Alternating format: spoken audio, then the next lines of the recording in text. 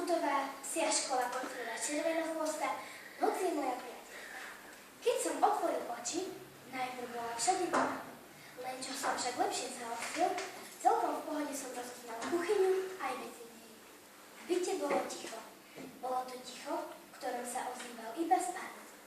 Na chop fúčali psi. Dobre som ich počul, aj keď som sa zo škatule zatiaľ ani nepohol. Chvíľu som sa naťahoval,